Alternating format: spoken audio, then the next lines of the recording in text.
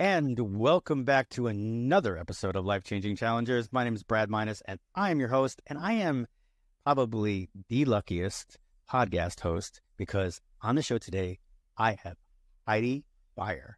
She is a business owner, entrepreneur, artist, musician, songwriter. The girl has done everything, but she's made it her life's purpose. So without further ado, Heidi, how's it going today?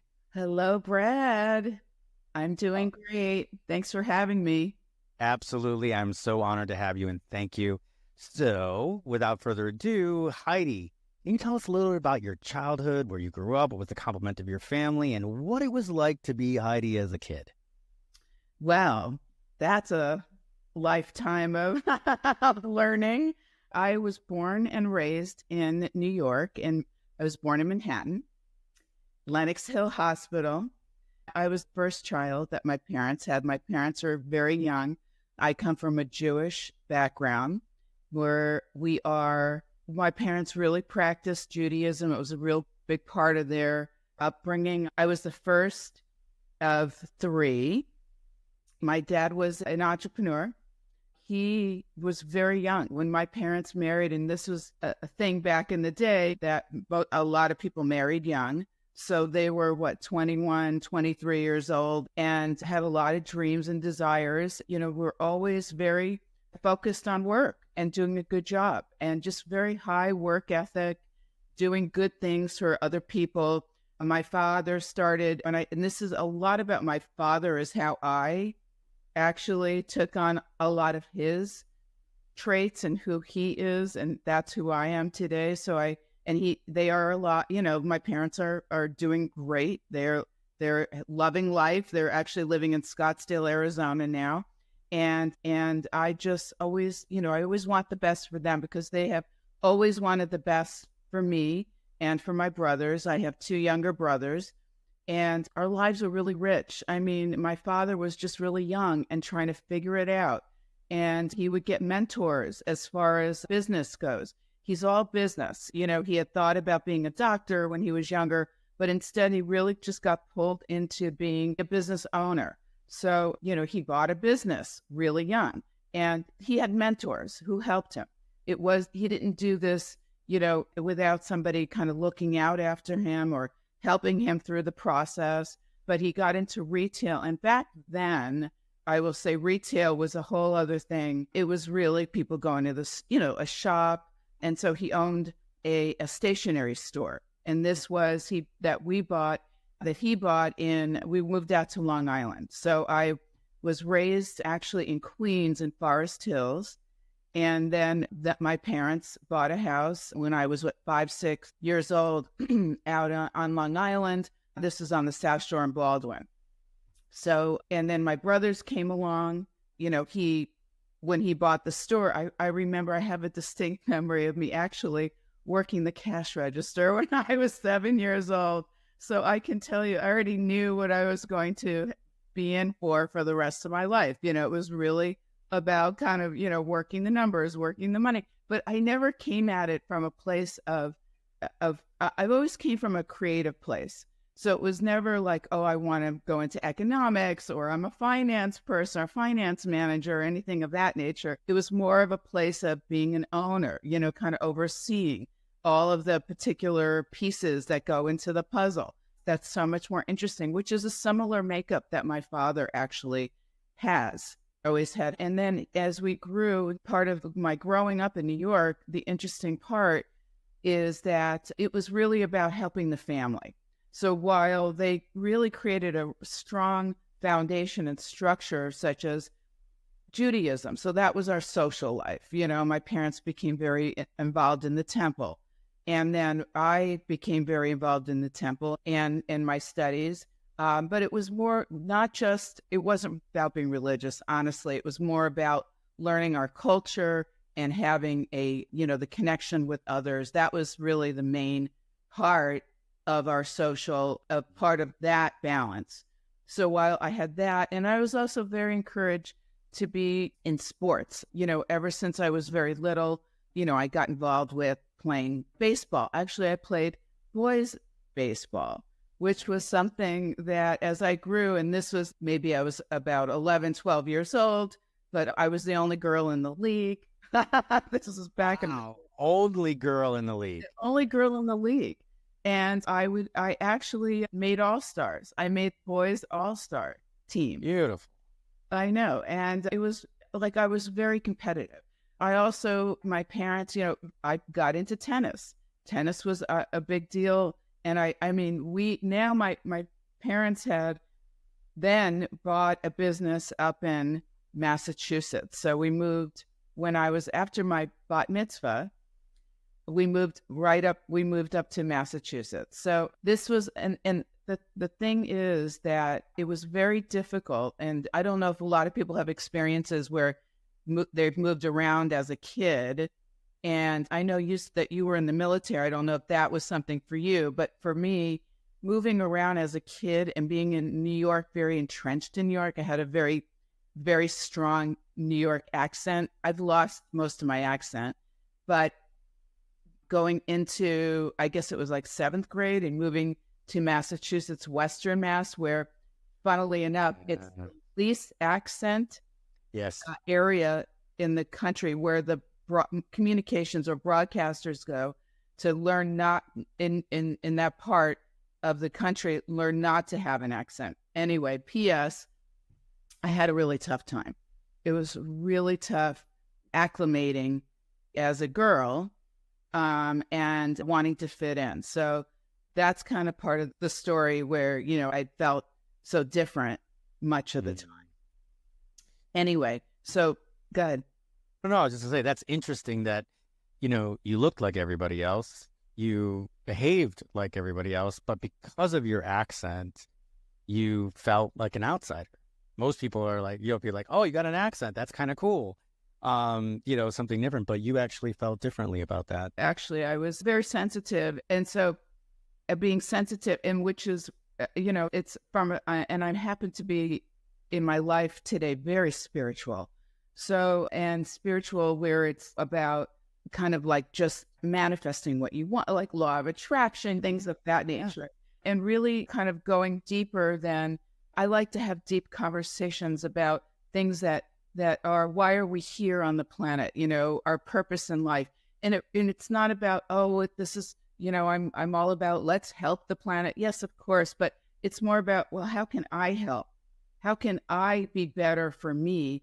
Because if I'm as good as I possibly can, then other people can see that, and hopefully that will help them. Now, of course, it's, just we all touch each other's lives when we meet, and, there are people that you touch and there are people that you who don't relate to you.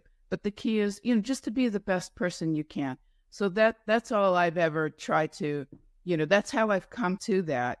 But going back, I, as being the first child in my family, my dad had let me know, this is actually in the past couple of years, he said, when you were born and maybe you were 2 or 3 years old, he said, I never had to worry about you.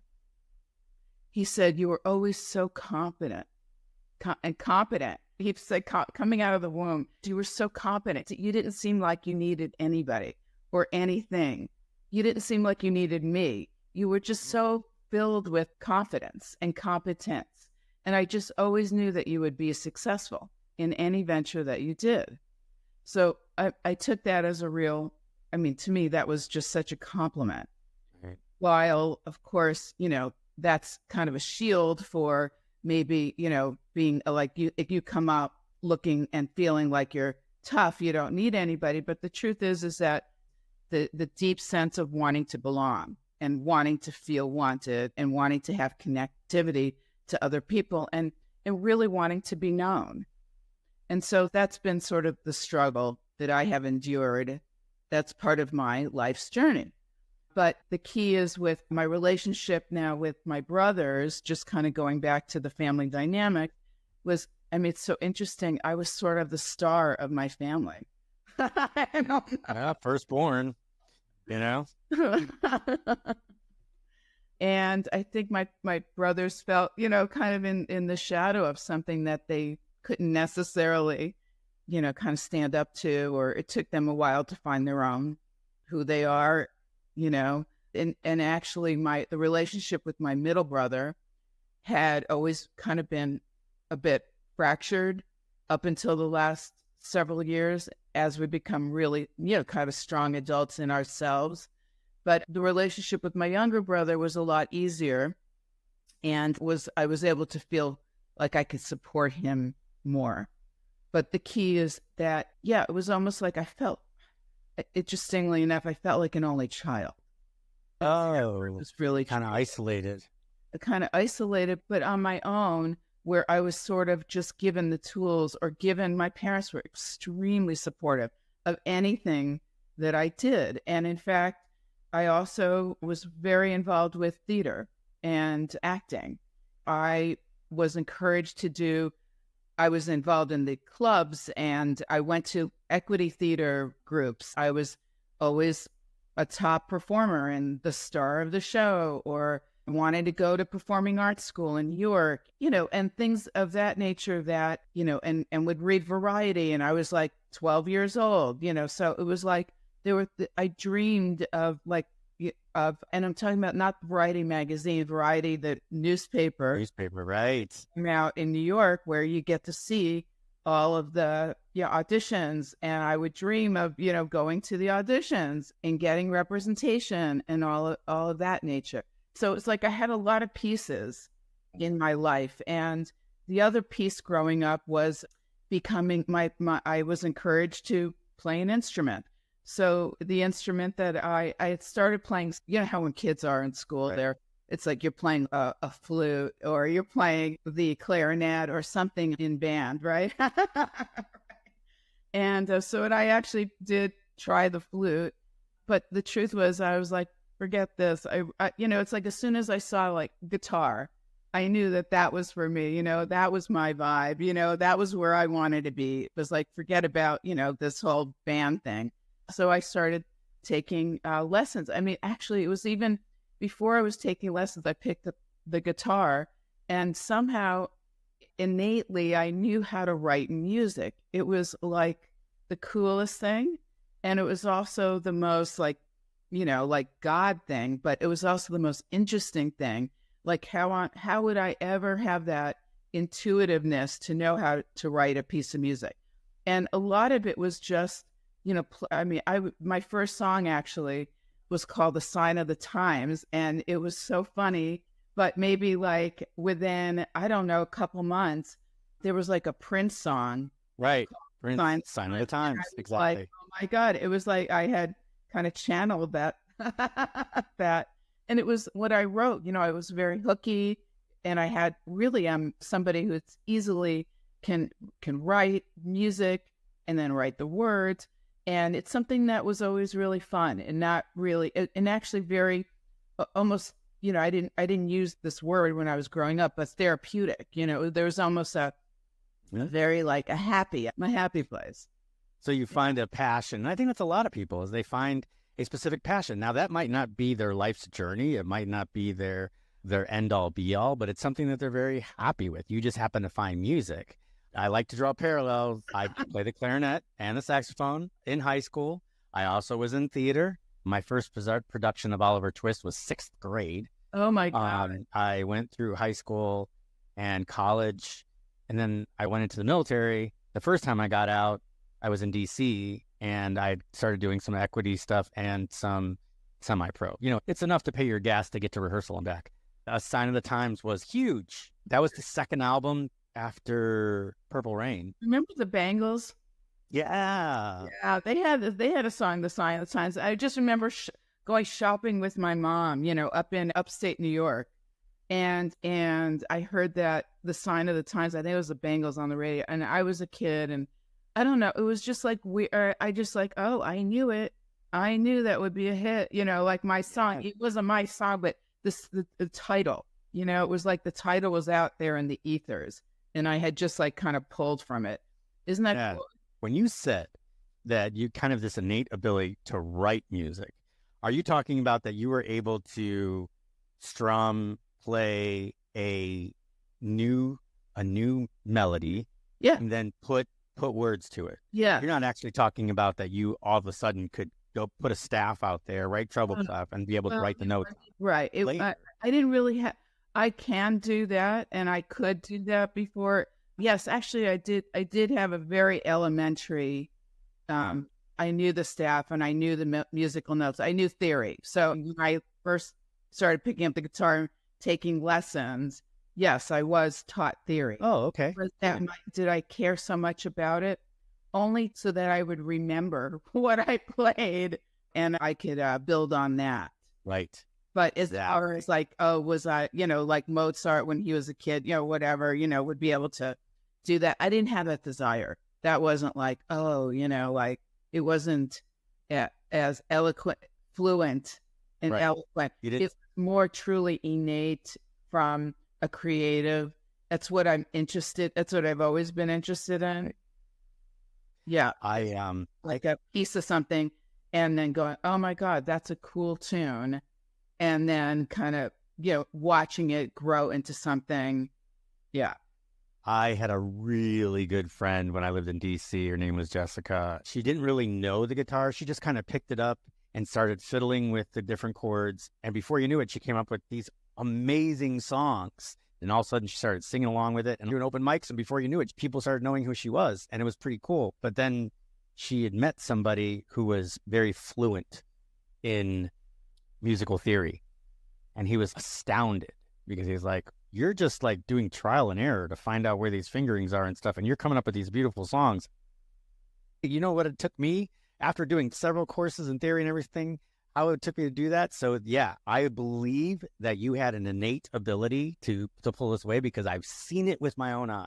Yeah. And in fact, when you say it like that about that guy who is super fluent in writing and theory, it's two sides of the brain. That side is very left brain. It's very rational. It's very by the book. The right side, which is what I have and what sounds like Jessica was all about, was, that's the creative, that's the interesting, that's like you're painting in the background there. It's sort of. Oh, yeah. Yeah. It's kind of like, for those that are watching on YouTube. Hold on. Let's see if I can get a little bit better of an angle on it. Yeah. So that was drawn and painted by a group of cancer kids at St. Joe's Children's Hospital here in Tampa. Oh, what? Yeah, that was painted by them. And I had just recently gone to a leukemia and lymphoma gala, and that was one of the silent auctions. So I bid on it, and then I got it. I'm not trying to toot my own horn or anything, but I donated it to the hospital so they could put it up. It's pretty big. It's 5 by 6. And I'd given it to them. But unfortunately, it's canvas. So germs and bacteria will permeate it. So they were like, we can't take it. So I'm like, okay, it's going in the podcast studio, the podcast office, whatever you call it. So that's what I'm going to do, to pull it to the back of the thing. I noticed it. It's really beautiful. I mean, look, it's just a collection of ideas and the colors and the shapes and all of that. And then you've got like a guitar. You can see the actual neck of the guitar. I mean, so that's what we're talking about. What's interesting about being creative and the right brain and having, tapping into that, which is really about being the entrepreneur, which is really about trial and error, which is really about risk taking, which is all the connectivity to just, nothing is perfect in life. I mean, that's really the bottom line. And being okay with allowing imperfection to be perfection. I actually have a really great story. No, bring it on. About really having that insight into perfection, which is really based on imperfection. And it was a trip that I went to Paris. This is like in my 20s, out right after college. And I was going, a friend of mine I'm out in LA, and he was a big film guy. And he had one of the top films at Cannes Film Festival that year. Why don't you come for a couple of weeks? So I said, sure. So I decided to go to Paris, and I went by myself on the trip. And of course, it's really great when you travel alone because I like to meet people, and I met people that I had really strong connection with, that I had still been connected with for many, many years. So through going to Paris, of course, I'm going to the museum. And I happen to love the Impressionistic period, which is, it's like the Van Gogh, it's like the Picasso, it's like all of these periods like that are just super interesting to me. And anyway, so I'm going through one of the galleries and I just see one of the paintings and I'm so drawn to this painting. So I'm looking at it from afar and it's just, I'm like in tears. It's so beautiful. I'm so moved. And it just struck me so deeply that I really started crying. And I had moved close to the painting at that point. And all of a sudden, I see these pencil marks behind the paint. And I'm seeing marks that have been erased. And I'm seeing all these, the drawing of the artist drawing prior to him putting on the paint. And I'm seeing all the, kind of like, if you will, the mistakes. I looked at it and thought, oh my God, like there are the mistakes. There are the mistakes. And I went, isn't this fascinating? And I thought, and I actually had like an epiphany that this is what life is all about.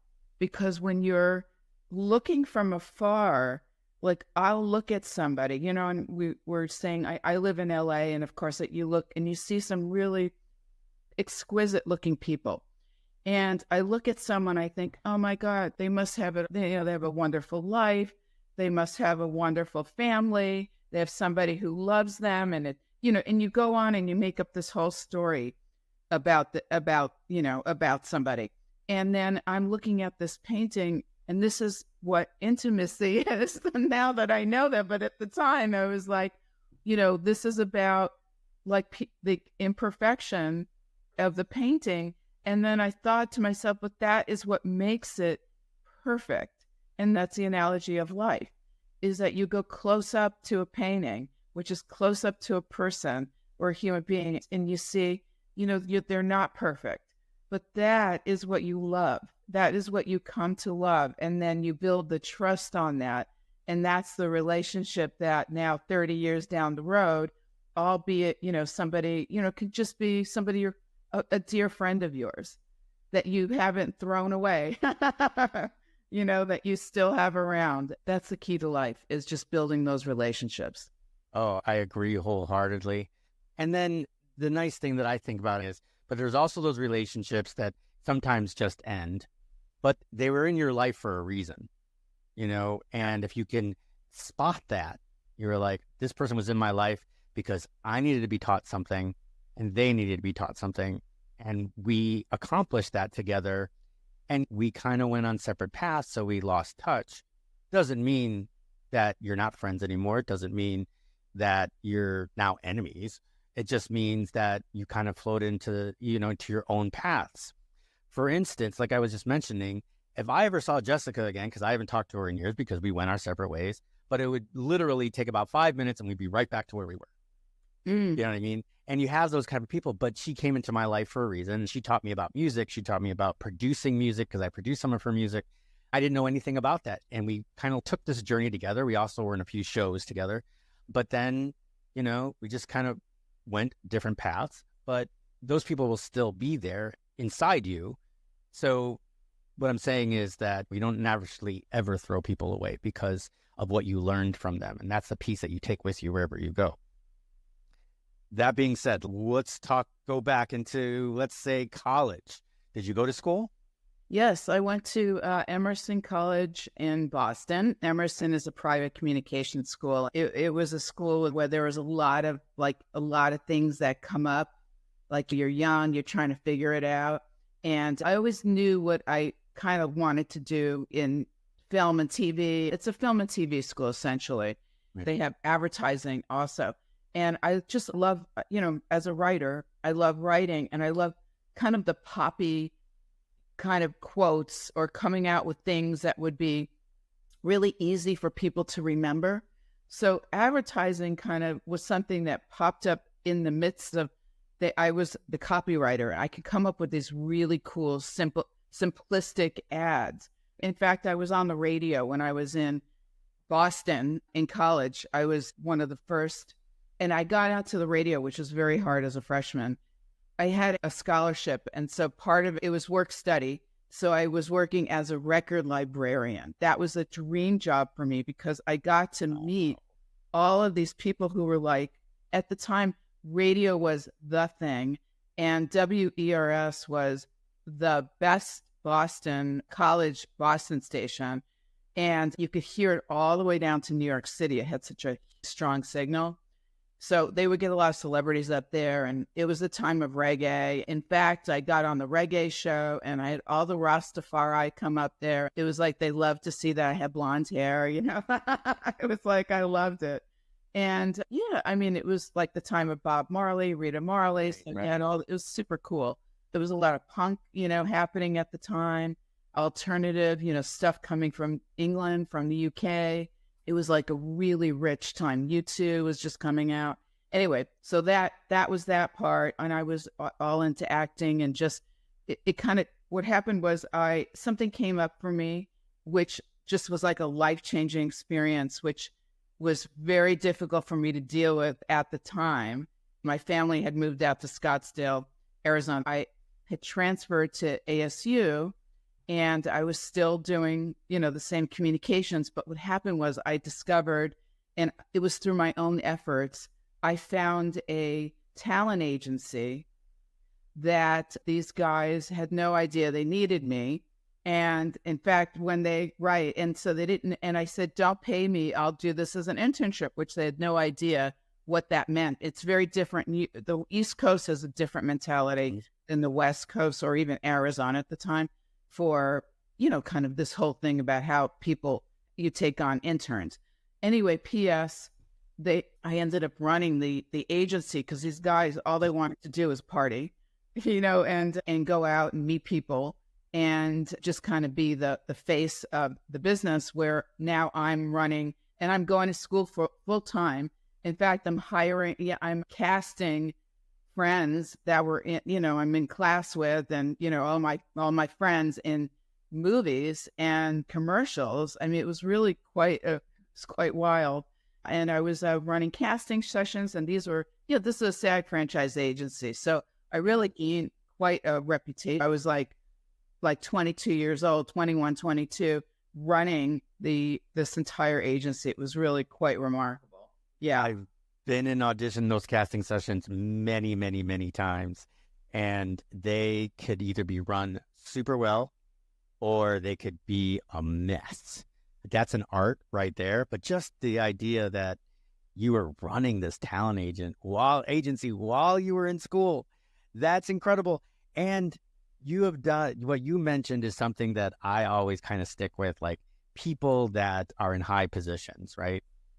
If you're a CEO, you're head of marketing, you're doing something like that, and you happen to have a friend who fits the bill the right way, use your power, If you've got it, there's nothing wrong with it as long as that person's qualified. So for you to be able to put your friends into movies and commercials, that had to be fun, just to sit there and say, hey, listen, I got this commercial. You'd be great for it. Why don't you come on out and read for it, Whole hour thing. I loved it. I just loved it. But I was, I was just going to say I was lucky. I made my own luck. But the fact is that, it was a very fortunate experience, Yeah. Yeah. Awesome.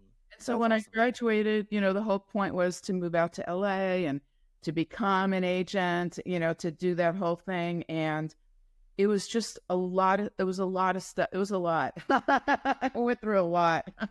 Yeah.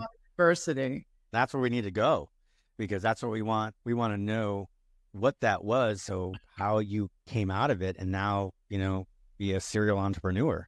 So tell us about what happened in Los Angeles. Yeah. So no, I mean, it was a writer's strike.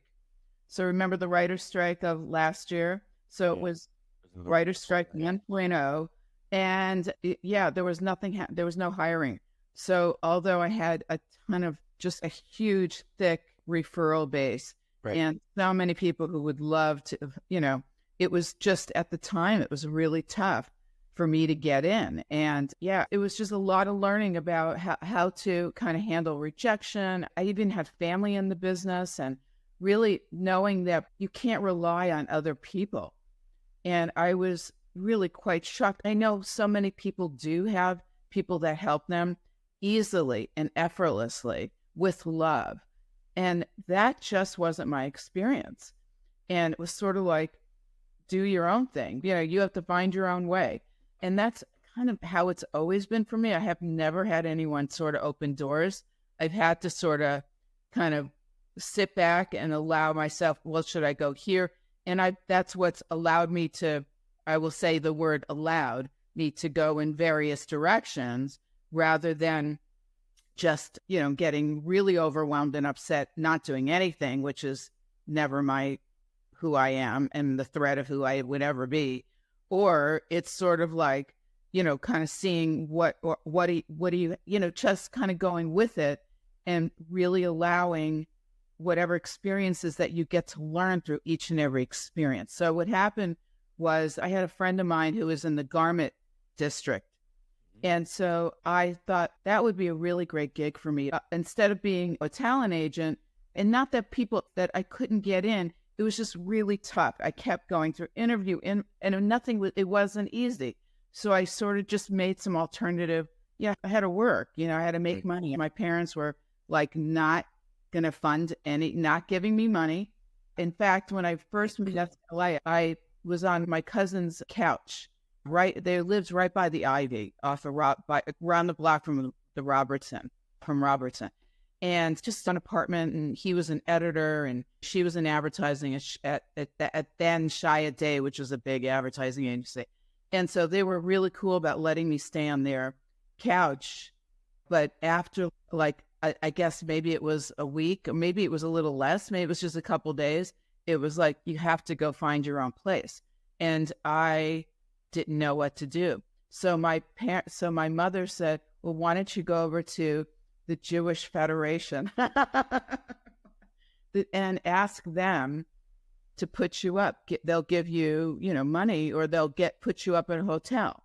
So actually, that's what I did. I went over there, and they do have like vouchers, and they put me up at it wasn't like a hotel motel, nothing. It wasn't fancy or anything, just for a couple nights so I could figure something out. And during that interim, I had there was a couple things that popped up with a friend who said that they knew somebody. So it was sort of like from there, I was able to kind of find a place that I could actually, live. I don't know what happened quite there, but it was the bridge that I needed to kind of land somewhere, in which I did. And then, so in looking for work, let me go down to the garment industry. That would be great. Fashion. I'm always into fashion. And and I started working at a showroom, and I experienced some harassment. This was really, we're talking about this ever. Yeah. Yeah, I actually was the owner of this particular brand, this garment brand, at the showroom. He was an older man, and I guess they do a lot of drugs. I've never been into drugs, but he was into doing coke.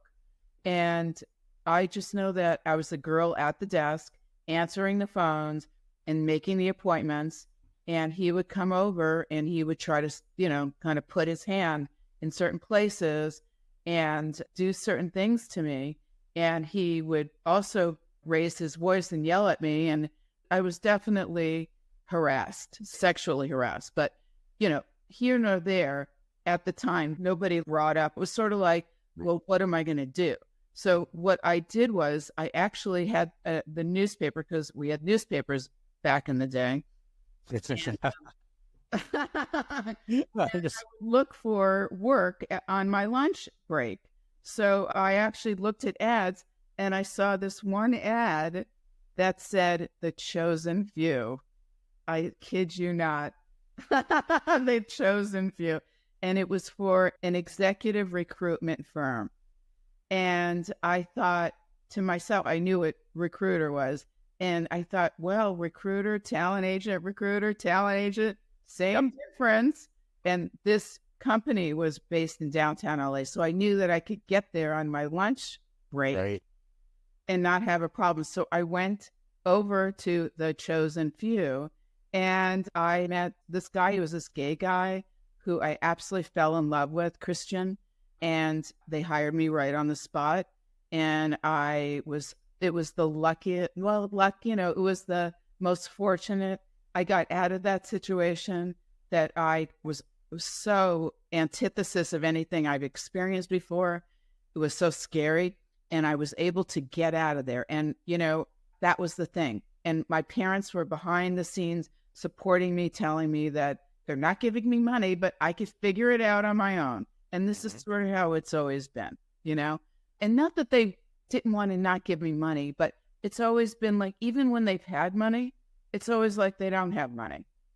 There's this thing where they always felt like they never had money, even when they had plenty of it. No, that is a typical Jewish trait. I have grown up with that myself. And yeah, it's like, no. Well, we don't really want to buy there, oy vey. I mean, it's just like, that's so expensive, but it's like normal. It's like competitive pricing. And all of a sudden it's like, oh my God, it's so expensive. What are we supposed to do about that? But yet they've got, a couple $1 million stashed in the bank. Right. It's always about, and I think that's part of some Jewish antithesis is the fact that, no, it's always about tomorrow. It's always about tomorrow. No. If I spend it now, I'm not going to have it for later. Right. And it's just, and so it's like, no. You don't need the hamburger now because you're going to need it later. You're not going to get French fries now or ice cream because you're going to want it later. It's the same thing, right? I don't know if you grew up the same way with me, but when my grandparents, and this is the same thing, right? Grandparents would be like, hey, you should eat something. Go ahead. Eat. You got to eat. Oh, and it'd be like, it go up to 90 minutes before dinner, right? And they'd be like, eat. And all of a sudden, 89 minutes before dinner, what are you eating over there? We're going to have dinner here. Exactly. Oh, my God. That's exactly it. It's always about the future. Yeah. I get that. So you got out of that. And also the fear of not having. And it's still in me. I mean, look, I'm the product of my family and it's in my DNA. And there's that fear that, something's going to go wrong. I'm not going to have anything to, and I'm going to be out on the street. So that never has happened, but it's always like, it's that Jewish fear. That's just so annoying. Yeah. Anyway, P.S. I start at this recruiting firm and it's in the legal area. And I kid you not, from that point to 6 months later, I made $100,000. And how I did it was I got, and this is what happens when you're forced to, when you are put up with where you have nothing and you're forced with this adversity that you just work it out and you figure it out. I picked up Napoleon Hill's Think and Grow Rich. Mm-hmm. I read it cover to cover. It's the little book. And I studied it. I swear there's this plan. It tells you step by step. It's the cookbook recipe of how to do it. Right. And I followed that cookbook recipe and I made $100,000 in 6 months' time. Okay. So you worked out some sort of contract with these guys, with the recruiting firm, or you basically were working on a drop of commission? I worked there. I was a recruiter. Right. So it was draw plus commission, and it had occurred that because of a commission base of recruiting people. And it's all commission. I mean, it was 100% commission. Yeah. Nice. Make it or break it. Mm-hmm. So just to put the education out there, because when people hear recruiter, they're like, oh, that means that you worked at an office and got people jobs. I've worked with so many recruiters on both sides, and we don't understand that. Hey, those are guys that come to you to get you the job. A piece of your paycheck that you get every week goes to that recruiter. As long as you stay in that job. No, that wasn't back. It is now. That's a temp agency. That's recruiter, an executive recruiter, and I'm just sharing. This was my experience. Yeah. This is so flat fee. It was a flat fee. Yeah. Okay. So the fee came right away. It wasn't like, oh, you stay. It was like, oh, you don't make it in a year. You make it, It was like, let's say the person's salary was 150,000. So you get a, 10% commission or Right. whatever it is, Yeah, so where and I worked, because it was basically, it's, IT management and executive, there's a contract. So if you're contracted for 1 year, the recruiter will get a piece of your salary for the whole year because they want you to stay in it. And the minute you leave, they lose it, right? So that's the model. Put as many people into their clients' hands as possible, and each little one gives you a little bit each time. But if they fail, then you lose it. But there definitely still is the fact that you put up people. Now, the other thing is that there's always eventual stuff where people get hired. So they're on contract for a minute and then they get hired. If they get hired within the contract, then there's more money that goes to the recruiter because they hired you out of it. Or once they finish the contract, then they can be hired without, any extra money going to the recruiter. But that's just a little bit of education for everybody. Because like I said, I've been on both sides. But that definitely an executive recruiter there might probably more flat fee than reoccurring. Yeah. So, from there at that point, I was able to really go back into my creativity. So that was the whole point. That everything that I've ever done is really to set myself up for freedom, for having time, for the freedom of time, having the funds to basically take care of my time to do whatever I want and to be able to be creative and enjoy that part. So that was the whole purpose of me, when I say, boy, I made this money, well, that was really about me then kind of having a platform to go and do my creativity, right? Nice. So at that point, I really focused on connecting with my music, and that was where I went. I was doing acting at Stella Adler, Oh, Stella. Yeah, sure. My teacher, he was a big commercial kind of bit actor on shows, and he said, you really need to go get yourself an agent. And I really appreciated that, but I was really very focused on my music. That's where I wanted to go. I was really hoping to get signed and be kind of like a Sean Colvin or a Suzanne Vega at the time, or just a female singer-songwriter. That was where I was at. That's what I was aiming for. Nice. So I was recording, taking the money that I made, I put a band together, playing out, doing that whole thing. Yeah.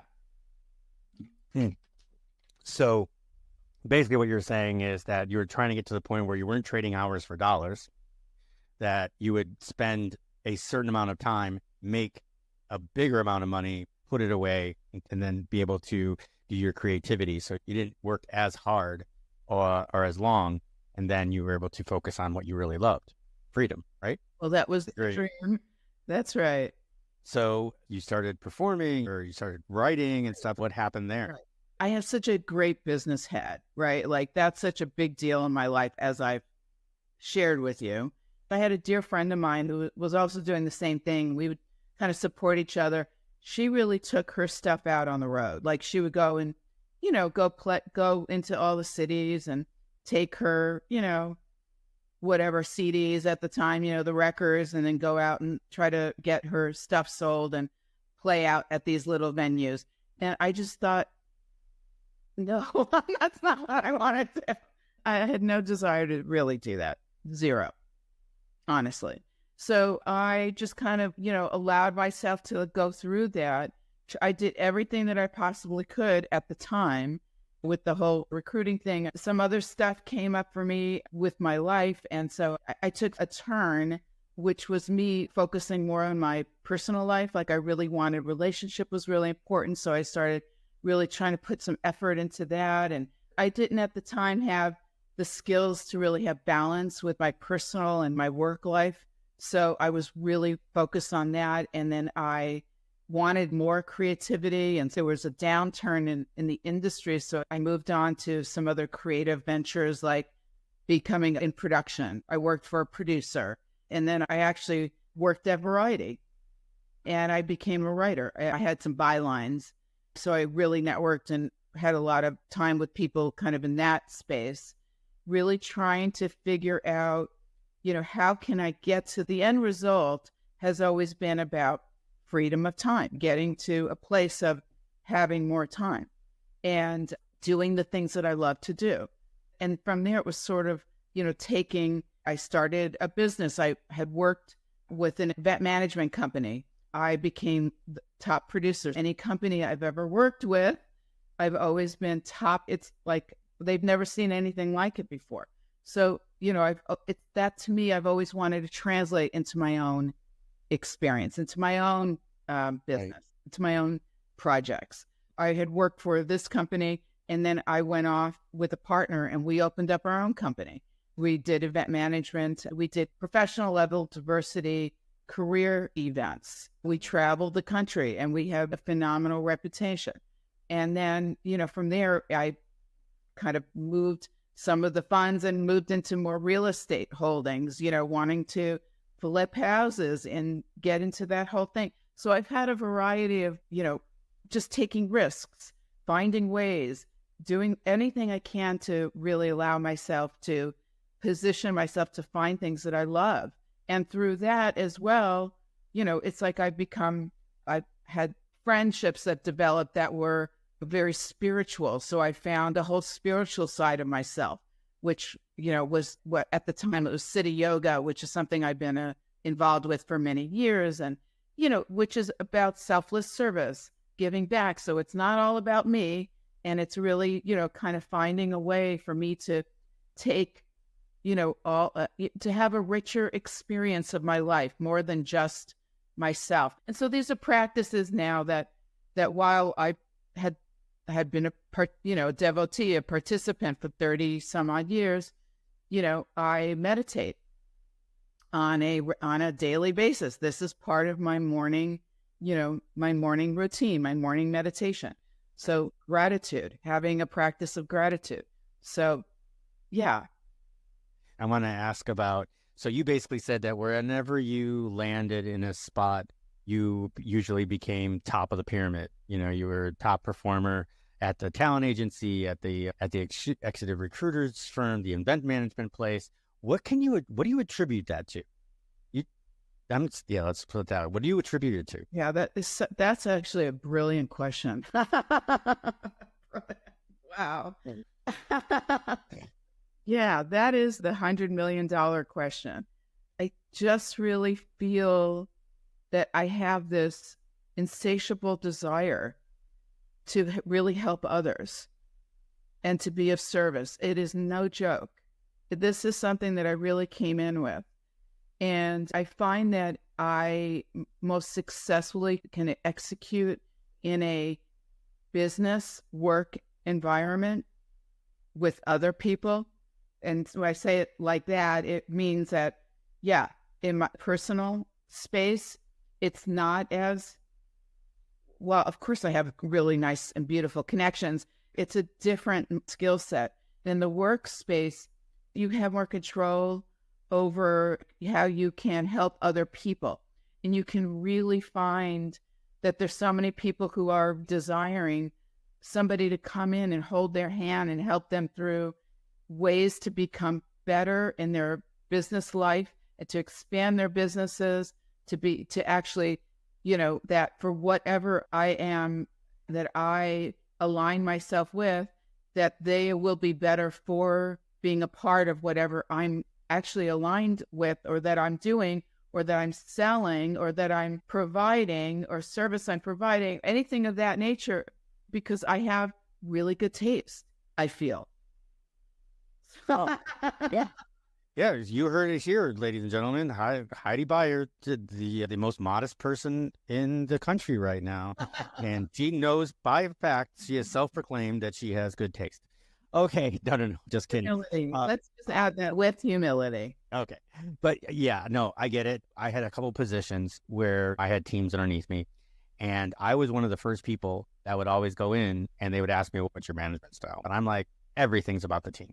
Nothing is about me. Everything's about the team. Instead of them thinking they report to me, I'm their boss, I'm their supervisor. No, I am their resource.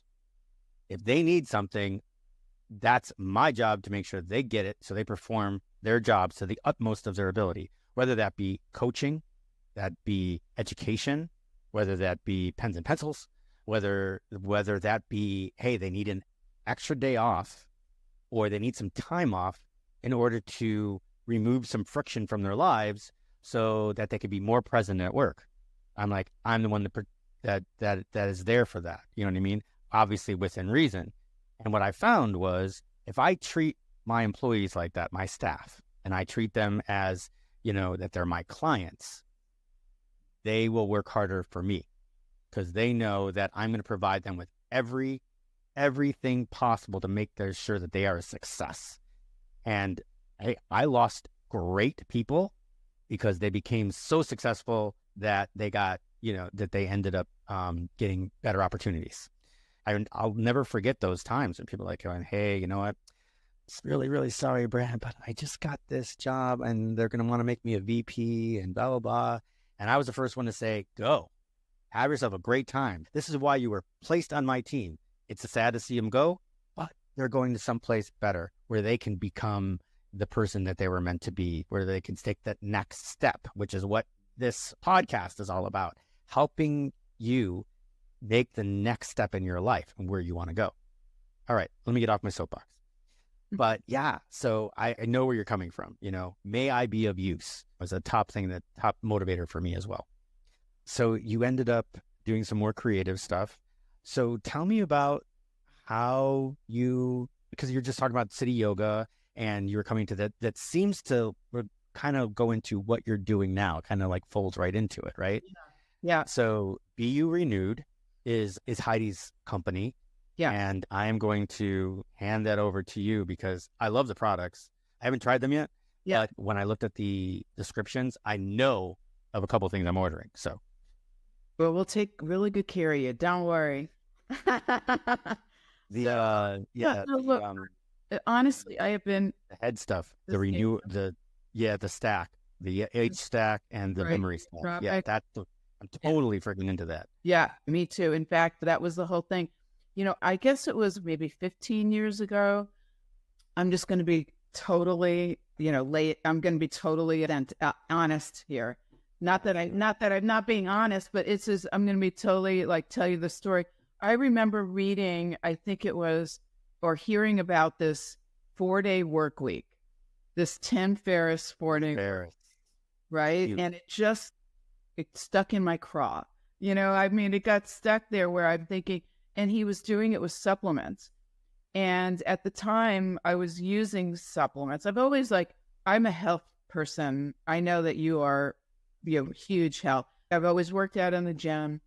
I have so many things that I do health-wise. I love cardio. I love hiking. I love being outdoors. I'm all about staying in great shape. And I just always want to look good. Living in LA, I care so much about making sure not just looking good, but I feel better for it. So it's like the inside out, but then it's the outside in. Because when I know I look good, I feel good too. So there's both sides to that equation. So I'd always thought, really, I love that concept of, of helping people with their problems, utilizing supplementation or supplements or vitamins, minerals. And so I must be using supplements now for the last, I would say, let's say 15 years, right? To me, I just always felt better for it.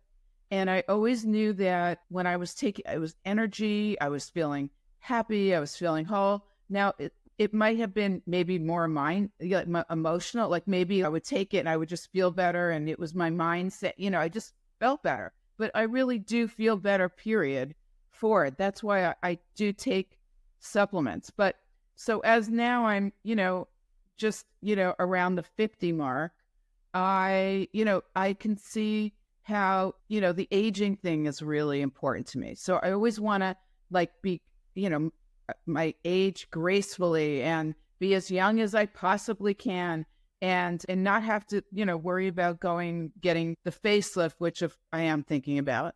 I like all these things and I haven't done certain things in my life, getting some, plastic surgery and whatnot. But I think the bottom line is that what can I do from the inside out to feel good, looking good, so I look good to feel good, from the outside in. And that would be, kind of what the latest technologies are for aging, for just having great sleep, anxiety, stress. So we didn't really talk about this, but, it's like connecting with, times where I do feel out of touch or I do feel disconnected, feeling really a sense of just this really serious amount of loneliness. And even though I have people around me, there's just this because I have expectations. A lot of it is around expectations, high expectations of myself always. And I don't give myself a break. And my mind is always racing. So, even though I meditate, right? I'm sorry. You're like one of the only one other person besides myself that has referred to monkey mind in the correct context. And I am like, that thrills me because that's how I started meditating. Because as I was reading and somebody talked about monkey mind, I'm like, that's me. I totally am like that. Yeah. If I can't figure out a way to calm down, I can't sleep. So it totally is. Makes you happy, make your heart happy. Yeah, because it makes me not feel alone. Right. No one else talked about it. And I always talk about it. Feel understood. Yeah. Yes. The minute you said that, I was all in. That's what we trigger for other people is, we find our people no matter where we are. I love the concept that I could find people around the planet. I can find people around the entire country, all parts, all regions, because, I love people in every section of the country. In the South, I love the South. It's the most hospitable place on the planet. I love the Northeast. The intellect is just out of the, that's just like the focus. So it's like, you have different regions and people are people and all they want is to be loved and to love and to have the best opportunities in life, and not everybody does it at the level, like as an entrepreneur that we might do. But, it's like we all we can recognize different things in each other. So, so when I'm, in the best place possible, I really feel like everything I'm doing, my whole routines are at their optimal. And so I really thought, gosh, I would love to develop. And I thought, well, if I can create a system, and so I have Be Renewed has 3 flagship products. One is called the Age Well System. I don't know. We have the morning formula, which is stage 1, and the evening formula, which is stage 2. And so this is meant as a 2-pack duo to really be all of the ingredients that one could use to actually feel as young as possible, vital, energetic. It helps with joint and emulsion, the water in your body and to going through your joints and having you feel just as fresh and alive, and your skin is, it helps with wrinkles. So these are the things that this does for you. We also have a well-being system. The well-being system is anti-anxiety. The well-being system, stage 1, it's stress relief. And stage 2 is your sleep. It really, and I use these products. This knocks you out in a good way. You wake up and you're like alive and you feel like you're ready and fresh for the new day. And we also have the Stay Sharp system, which is our nootropic, which helps with focus and productivity. It has your executive bees, so that is your energy, which actually dials you in.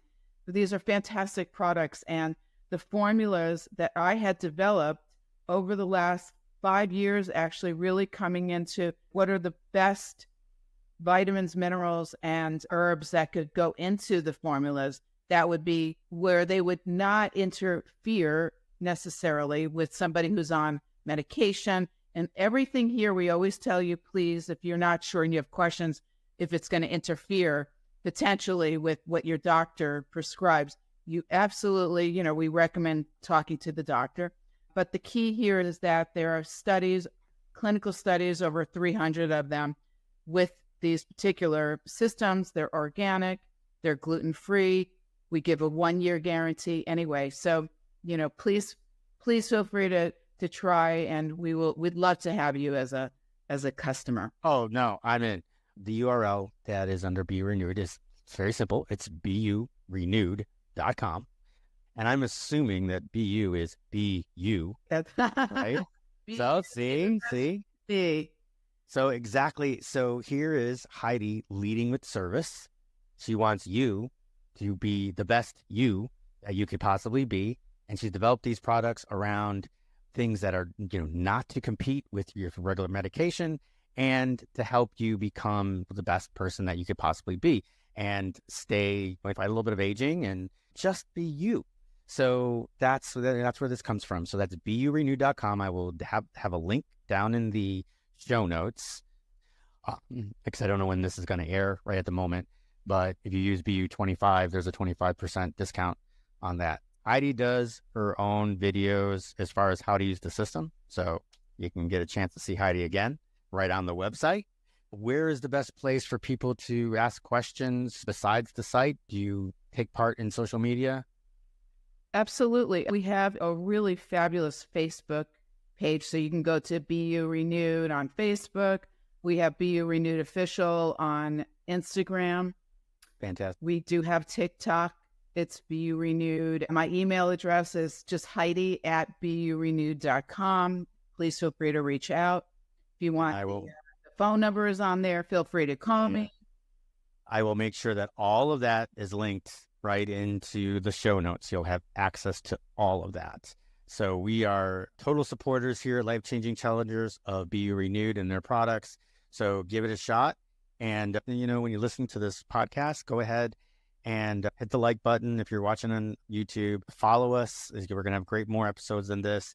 And if you can, after you order, come back and write a little comment. Tell us how you felt about it. Leading with service to you. But anyway, Heidi, man, this has been amazing. Thank you so much for joining us today. I think this is going to be an amazing episode. I can't wait for people to listen to you and your passion about leading with service, about constantly thinking about the other person, which, if you help others, you will help yourself. And I think that you lead by that. You lead that example for everybody. And thank you so much for doing that as well. Thank you. And until next time, we'll see you then.